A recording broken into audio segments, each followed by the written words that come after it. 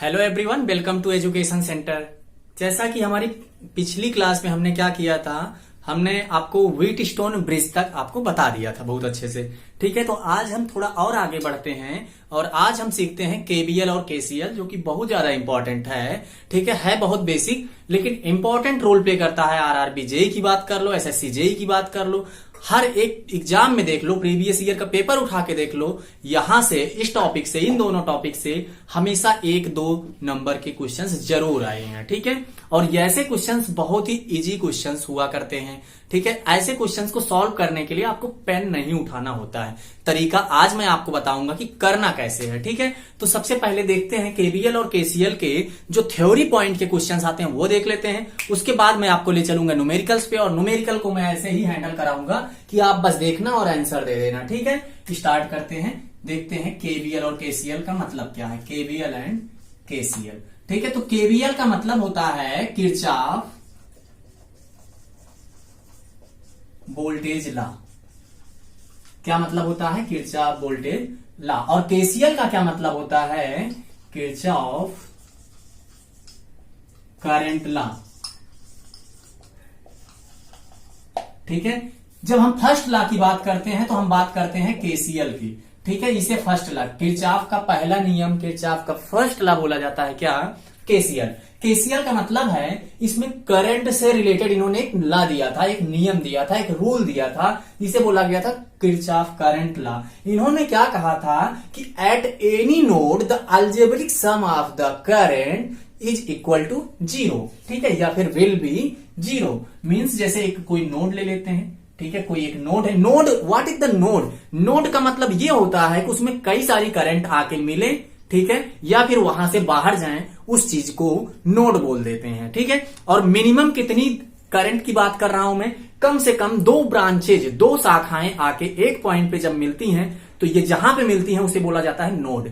इतनी बात समझ में आ गई होगी। ठीक है, तो यहां पे क्या है, मान लो मैं कोई 2-3 करंट ले लेता हूं आपको दिखाने के लिए। एक ये है, मान लो ये भी इधर आ रही है, एक इधर जा रही है, एक इधर जा रही है, एक इधर जा रही है।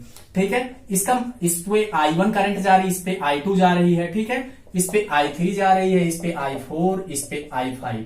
ऐसे मैंने आपको समझाने के लिए ऐसे ही नोटेशन कर दिया। मान लो कोई ये नोड है। ठीक है, ये नोड है A। ठीक है, तो at node A the algebraic sum of incoming and outgoing current will be 0। ठीक है, कहने का मतलब क्या है कि algebraic sum of current, algebraic sum of current at any node will always 0, always equal to 0। मतलब ये है कि जो यहां पे सारी करंट आ रही है, I इज इक्वल टू 0 से लेके n तक कर लो, I कर लो, ये I है छोटा वाला, ये I करंट डिनोट कर रहा है, ये I नंबर्स डिनोट कर रहा है, इज इक्वल टू 0। मतलब समझ में आया, यही है इनका किरचॉफ का करंट लॉ। इसका अगर मैं ओपन करके बात समझाऊं आपको, तो कहने का मतलब ये हुआ कि अगर आप इनकमिंग करंट को प्लस ले रहे हो तो आउटगोइंग करंट को माइनस लेना पड़ेगा कि नहीं लेना पड़ेगा? ठीक है, या फिर अगर इनकमिंग करंट को माइनस ले रहे हो तो आउटगोइंग करंट को प्लस ले लो। मर्जी आपकी है, आप क्या चूज करते हो? आने वाली को प्लस कहते हो या जाने वाली को प्लस कहते हो? भाई आने वाली को प्लस कहा तो जाने वाली को माइनस कह देना, या फिर आने वाली को माइनस कहा तो जाने वाली को प्लस कह देना। इतनी सी बात मैं आपको समझाना चाहता हूं। ठीक है, तो अगर मैं आने वाली को प्लस कहता हूं तो I1 plus I2 minus I3 minus I4 minus I5 is equal to 0। या फिर अगर मैं जाने वाली की बात कर लूं प्लस में, तो I3, इसको ये भी लिख सकते हो, या फिर I3 plus I4 plus I5 minus I1 minus I2 is equal to 0। बताओ, इसमें कोई किसी को तकलीफ है क्या? कोई समस्या है तो कमेंट बॉक्स में जल्दी से लिख के बता देना आप मुझे कि क्या है। ठीक है, इतनी सी बात आपको समझ में आ गई होगी कि नोड पे इनकमिंग करंट और आउटगोइंग करंट का अलजेब्रिक सम, बीजगणितीय योग क्या होता है? 0 होता है, बस। ठीक है, और एक पॉइंट आपको थ्योरी में याद रखना इसका, जो कि बहुत ज्यादा इंपॉर्टेंट पॉइंट है। पॉइंट क्या है? द केसीएल ओबे। ठीक है, जो केसीएल है ये क्या करता है? ओबे करता है क्या? कि conservation law of charge. Conservation law of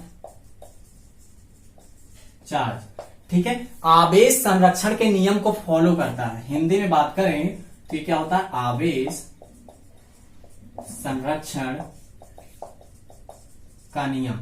आवेश संरक्षण नियम को ओबे करता है, को फॉलो करता है केसीएल, इसी पे काम करता है हमेशा ये, ठीक है। तो बहुत ज्यादा इंपॉर्टेंट हो जाता है। आप जाके देख लेना गूगल पे, या फिर अगर आपके पास प्रीवियस ईयर पेपर हो, चाहे आरआरबी, जेईई, एसएससी, जेईई या फिर पीजीसीआईएल का, ये कितनी ज्यादा बार क्वेश्चन पूछा गया। अगर मैं लिखूं तो हर साल लिख दूंगा, जितना एग्जाम होता है हर साल किसी एक सेट में तो कम से कम ये क्वेश्चन आया ही आया है। मतलब इतना इंपॉर्टेंट है कि आप इसको दिमाग में तुरंत के तुरंत डाल लो, ठीक है।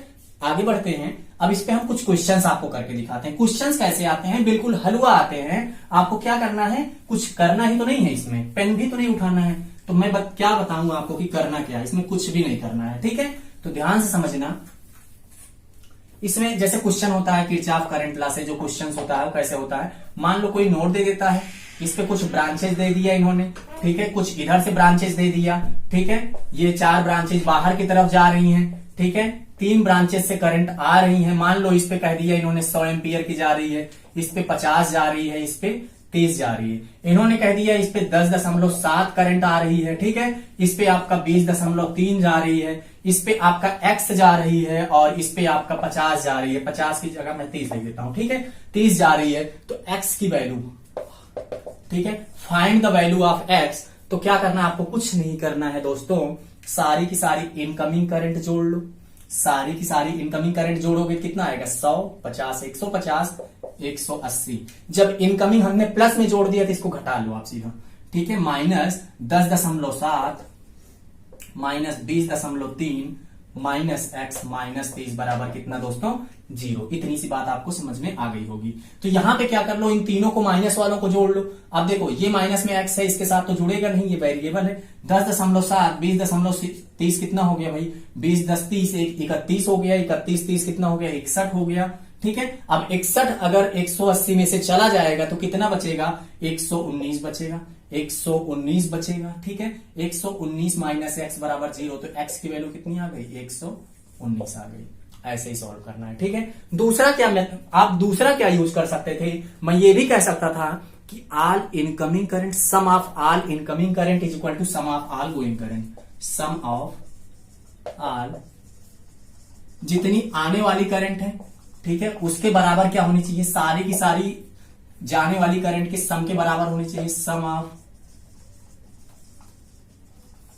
आउट गोइंग करंट, यही तो कहना है मेरा।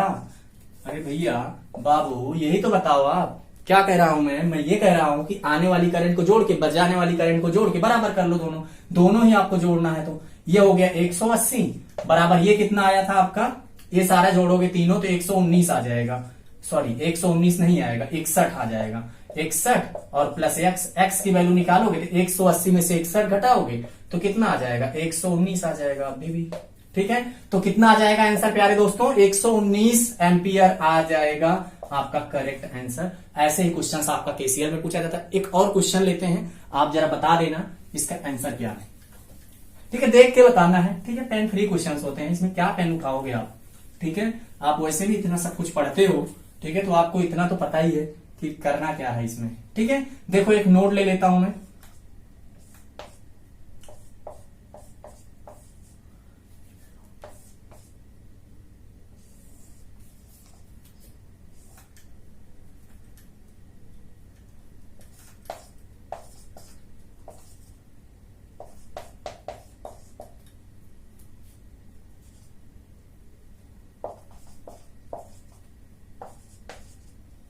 x इधर लिख देता हूं, इधर 20 इधर 30, ये लिख दिया हमने, एक क्वेश्चन है, ठीक है, और ये जा रही है, ठीक है। तो ये आपका क्वेश्चन है, इसमें आपको x की वैल्यू निकालनी है, ठीक है। तो जरा आप बताओ, यहां पे एक नोड ये भी दिख रहा है भाई साहब, एक नोड ये दिख रहा है, 2 नोड दिख रहे हैं, ठीक है।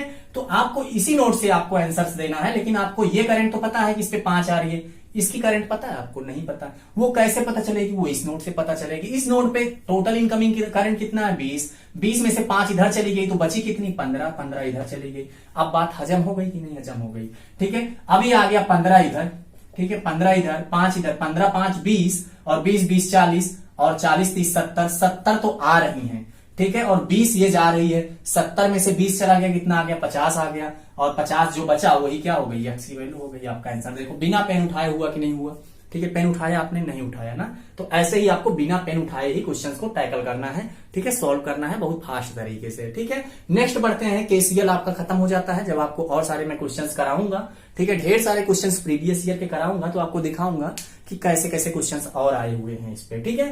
अब हम बढ़ते हैं अगले लॉ की तरफ जिसका नाम है केवीएल, इसको किरचॉफ का सेकंड लॉ भी बोला जाता है, ठीक है।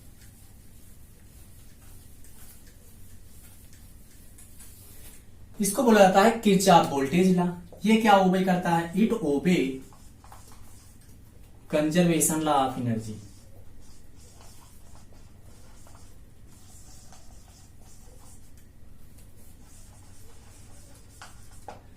ये कंजर्वेशन लॉ ऑफ एनर्जी को ओबे करता है, उसको फॉलो करता है, ठीक है। केवीएल की अगर हम बात करें तो इसमें क्या होता है दोस्तों, इसमें ये होता है कि उसमें क्या था, algebraic sum of current at any node is equal to कितना 0। यहां पे क्या था, नोड की बात ना करके हम किसी मेश की बात कर लेते हैं, ठीक है, किसी हम लूप की बात कर लेते हैं। मान लो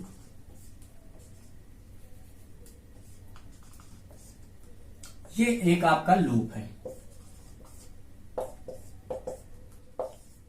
20 वोल्ट का, 5 5 10 10, ठीक है, 5 5 10 10 कितना हो गया, और इधर 20, ऐसे मैंने लिख दिया। और इन्होंने क्या कहा कि आई की वैल्यू, पहली चीज आपसे क्वेश्चन पूछ लिया आई की वैल्यू, दूसरी चीज ये पूछ लिया कि at the resistance 10 ohm how much voltage